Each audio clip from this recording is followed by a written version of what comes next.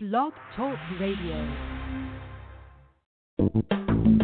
Welcome to the Institute for Personal Development, Kriya Yoga Ashram, where total consciousness is the new frontier. Kriya Yoga is union of the individual with the divine. Join us as we explore the practices to initiate this process.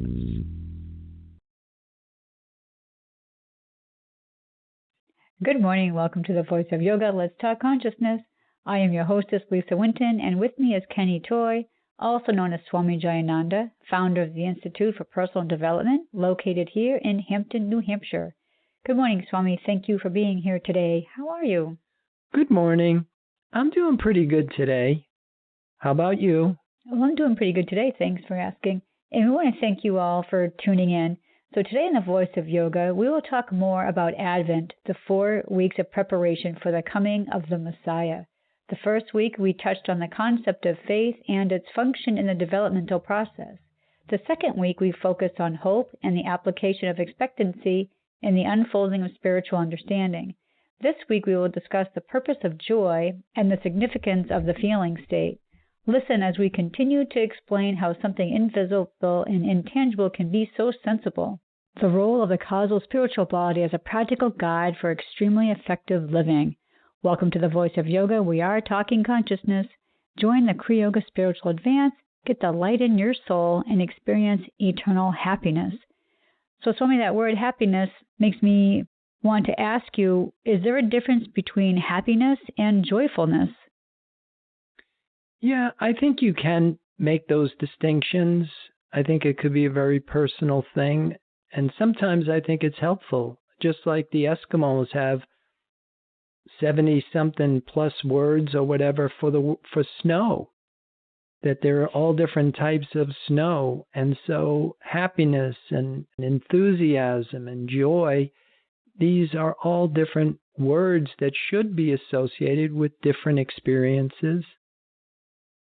And I think happiness really typically has been associated with something external that sustains it, where I think joy might have an internal support structure, so that one is more based on outside circumstances, situations, conditions, and joy is more based on a subjective internal environment. Sounds like it's almost like an upgrade to happiness. I think they could be very compatible, and I think might even be able to work together. That maybe an optimal experience would be when subjective state is in a joyful condition and your outside world is picturing and supporting that inner subjective state. And I think that would be considered optimal. Mm-hmm. So my question to you is, how would we know if we're not being joyful? What would create us not to be joyful? Well, again, it could be the association between your inner subjective state, you have certain expectations, and the outside environment isn't supporting it. And so it has the tendency to deflate your subjective condition.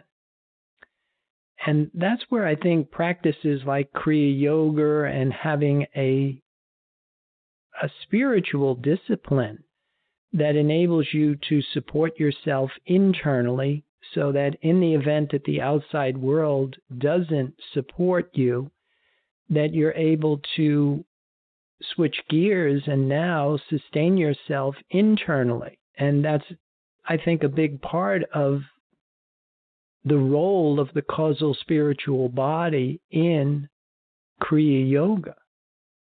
It's the role of the concept of God in religion.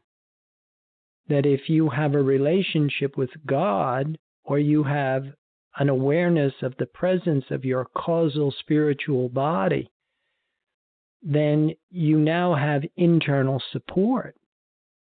And you're also relying on something that doesn't report in your senses, so that you can't be disappointed. You can't be let down because you're not looking in that arena anymore. You're no longer looking in the outside world for a symbol that is going to produce the feeling that you equate with this thing we call happiness.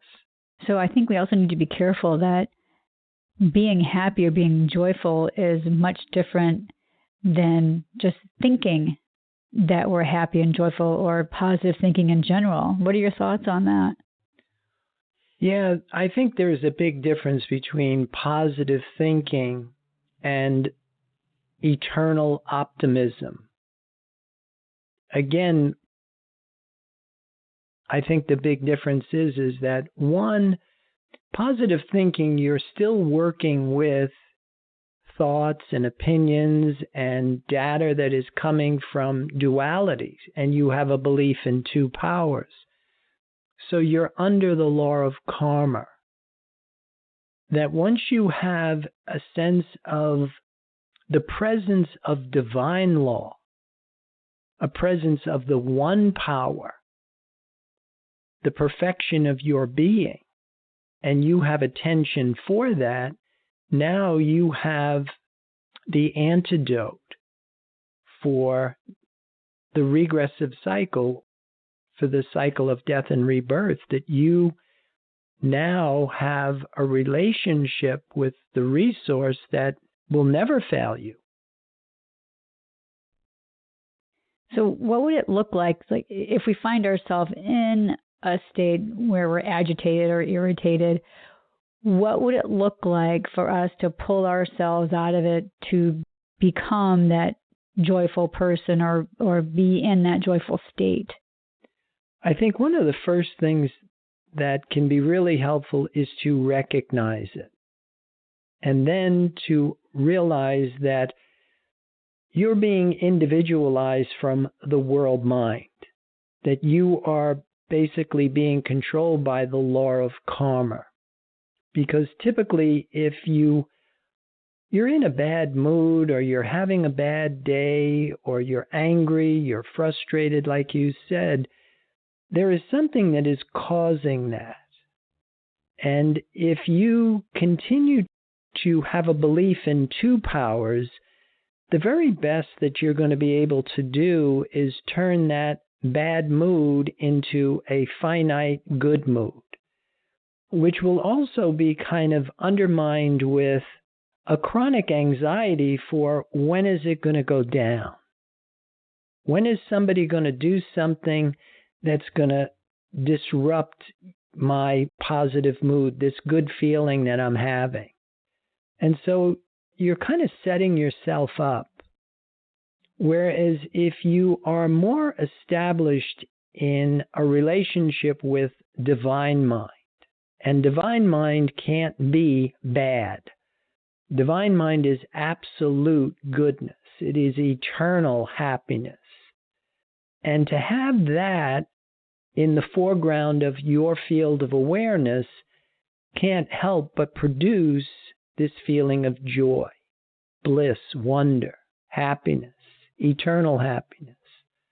And so in that framework, and to me, that is what the origins of religion and the origins of yoga was, union with this sustaining infinite, this source of sustenance that is perfect, harmonious, whole, complete. And once we have attention for it and we can start to activate it in our reality, then it will start to externalize. And like Socrates said, that the inner man and the outer man must be as one. I just want to get clarification on what you said earlier when you mentioned belief in two powers. We may have listeners that may not know what it is that we're talking about. Can you just briefly explain what the two powers are? Yeah, they are the opposites, that we really work on the principle of manifestation. The concept of God, the concept of spirit, is everywhere and in everything, but no one sees it. And the key question here is why? If God is everywhere and in everything, why don't we see it? And the answer is that God is whole. It's complete. That in order for something to materialize, in order for something to report in our five-sense mind, it has to split from unity. It manifests in half, and then it leaves behind a complementary, unmanifested other part. And that is what sets up the Trinity, which was the underpinnings of a reality system that is in accordance with divine law.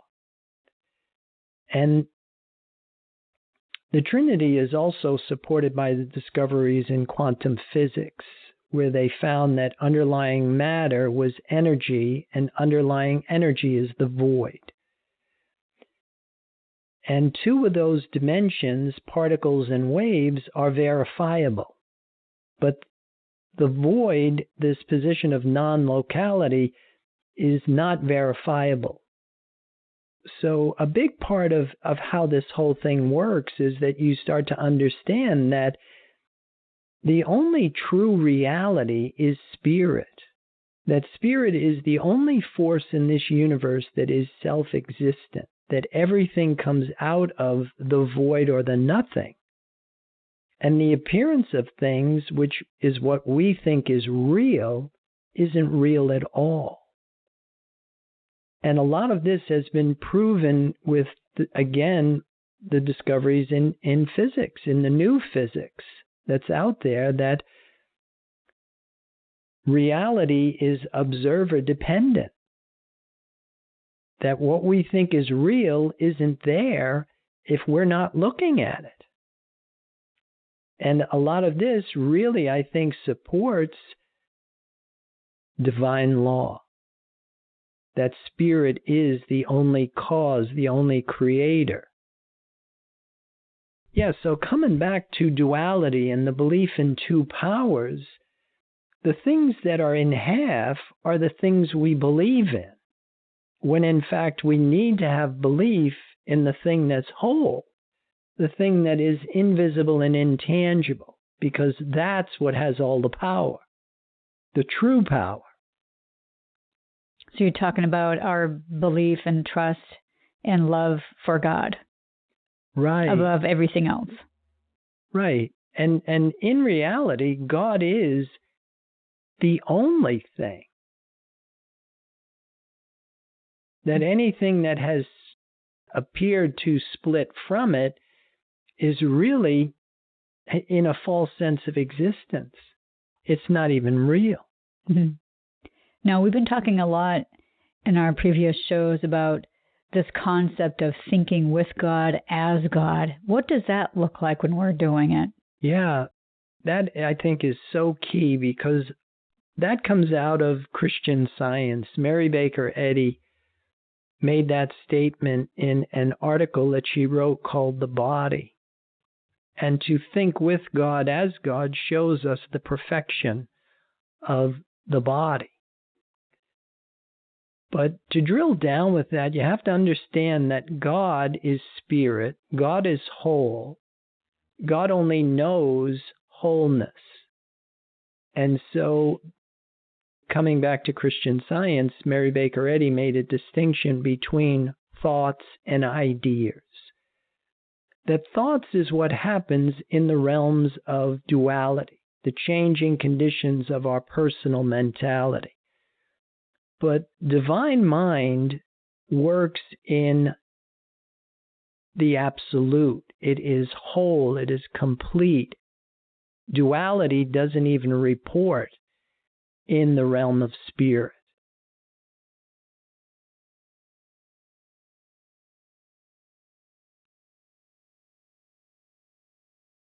Well, this is a good place to pause to hear a word from our sponsors. So listeners, we will return with you in just a few moments. Kriya Yoga Theory 1, Human Development and 8 Essential Stages of Kriya Yoga. This program is a comprehensive course that will help you get your arms around the science of Kriya Yoga. It provides a clear understanding of the goals and objectives behind yoga, along with the physics of spirituality. It includes the practices, supportive concepts of Kriya Yoga, and the process in human development, apotheosis, the process of the human becoming divine. A complete guide on how to become a human in the adult state. Get the light in your soul and experience the simplicity and joy of union with the divine. This course is available in live classes at the ashram or online with 8 videos or 4 CDs. Visit our website, www.ipdtransform.com, for more information.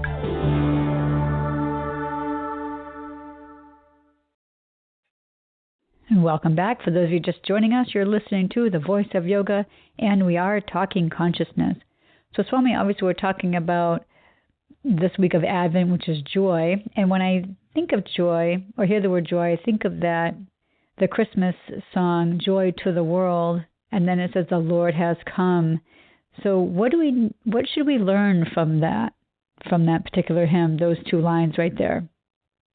Well, I think the takeaway that I have with that is that your association between the symbol and the feeling, you want to be happy not because of the fact that things might be going good in the outside world for you, but that you can see the good in everything, that this indestructible principle that is the infrastructure and the support system for the entire universe is here. And to have awareness of it, to have it reveal itself to you, is really what we want to be looking for. And to associate that with that feeling that I'm happy, I'm special, I'm good enough. And not be really because of anything in the outside world, but because you know that you are in an eternal relationship with this source of sustenance. So it's much more than just being joyful because we are alive. We should be joyful because there is a divinity that resides within us. That's what we should tap into and be joyful about. Yeah, and I think we should be joyful simply because we are alive and not mortal. That we're not accepting our mortality. We're not the type of life that can become dead. When we are alive and you have that sense of connectedness with spirit, you have an association with eternal life, which I think that's what true joy brings. Yeah, I have in our notes for the show here, you have written down that the simple joy of being alive, I am happy because the universe loves me.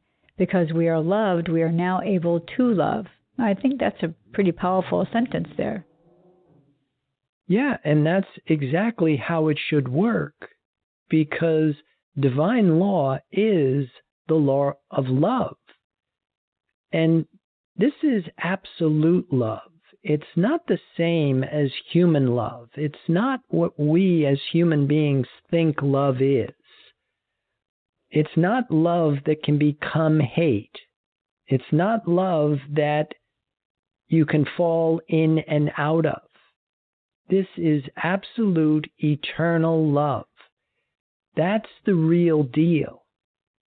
And then the joy that comes with that is, again, it's not something that is going to put you on some kind of emotional roller coaster.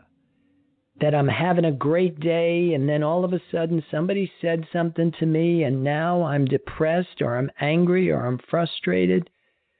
And then something else happens and the next thing you know, it's you're back on your high horse and everything is going great. That's really not what this is like. That divine mind is the changeless state of being. And that's what we really want to try and reside in. We want to bask in the limelight of divine light, of divine mind, and let that take over the scientific government of our being.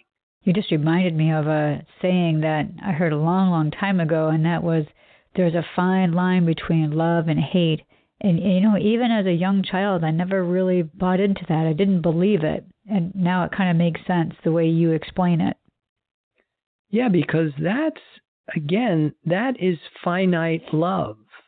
Unfortunately, most of us, that's all we really know, because we have been individualized by the world mind, which is the counterfeit. It is the imitation of divine mind. Only world mind is still under the law of karma, so it has good aspects and it has bad aspects. It is under the law of opposites, whereas divine mind is under the rulership of the one power, the one principle of this universe, which is life, love, harmony, peace, happiness. It's everything that you want to wake up on Christmas morning and experience. Now, I know we talk a lot about being able to demonstrate our levels of understanding, and we have in our notes that joy is the happiness that stems from spiritual understanding. Eternal happiness stems from understanding ideas. Worldly happiness stems from understanding things. Intellectual happiness stems from understanding thoughts. So can you just delve a little deeper for us about those? Whatever it is that we desire, whatever it is that we are attracted to, is really going to determine our fate, our outcome. That's the physics of spirituality that we keep bringing into the foreground. If we are attracted to things, then we are of a lower animal nature. If we are attracted to thoughts, we are of, and not equally, but an also a low human nature. But if we are attracted to ideas, which are whole thoughts, they are complete, that spirit cannot be divided. You can't experience spirit in parts. That wholeness, that's why they call the term holy. That when someone is spiritual, they are holy. That they reside in the absolute. And when you are attracted to that, you are of a divine nature. Yeah, so getting back to your original question, we really can only demonstrate our level of understanding. So if we have spiritual understanding, then we can demonstrate divine law. But if we have an understanding of thoughts, or we have an understanding of the world, then we can only demonstrate karma, the law of karma, which again it's finite and it's changing, and it is going to be an ongoing struggle. But I think a lot of us have accepted that as the stop that we want to get off with regard to our spiritual practice. That I'm happy if I can get more of the pleasures and the profits of the world. And that's about as far as I want to go with this. But for somebody that wants to know the truth, the whole truth, and nothing but the truth, then you have to go the full distance, which means that you have to separate and lose a personal sense of self and then align yourself with spirit, with the absolute, because that's the one that will demonstrate spiritual truth.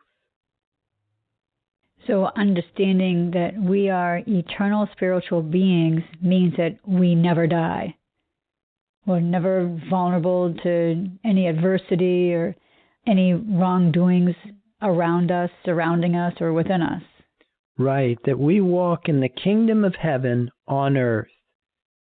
One of the biggest barriers to this whole thing is when we think we're spiritual, but we are still demonstrating from the level of world mind, and we're suffering with sin, sickness, pain, discord, and we continue to think that we are spiritual. That's when it becomes problematic, because you basically have the wrong symbol producing the right feeling. The term in yoga is called avidya, ignorance. We're mistaking the impermanent for the permanent.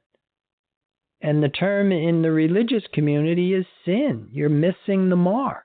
But in order for us to really resolve this, today, I think the thing you really want to be able to do is turn inward and find that still small voice, to be able to kind of hardwire yourself to the presence of spirit.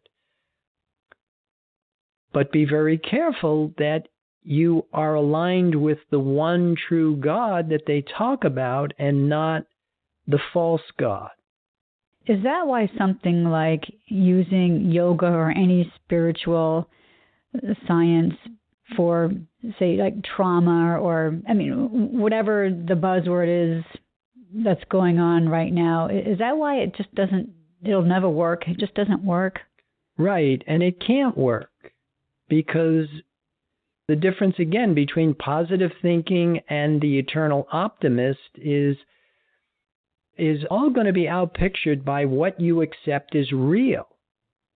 And so the perfect example of somebody who is, again, whether you get it from the medical community or the yoga community, if you are getting your information from the physical dimension, if you are getting your information from your five sense mind, then you are under the law of karma. And the goal of yoga, the goal of religion is liberation, and it's liberation from the law of karma. Mm. So your belief in the simple fact that trauma exists is what perpetuates the law of karma. Mm. Yeah, and getting back to understanding certain things too, like you had mentioned heaven before, and I think a lot of us think heaven is a place that we go, like our spirits exit our body and we go to heaven, where you say that heaven is actually a state of being, not a place to go. Right. It is a level of consciousness that is available to us right here, right now.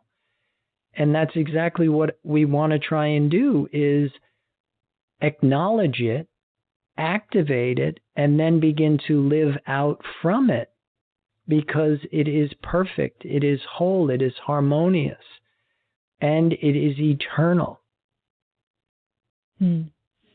I love what you have in your notes here, and it says, the simple joy of being alive. I'm happy because the universe loves me. Right, and the evidence procedure that we have always used is that it is giving us what it is that we need to sustain ourselves.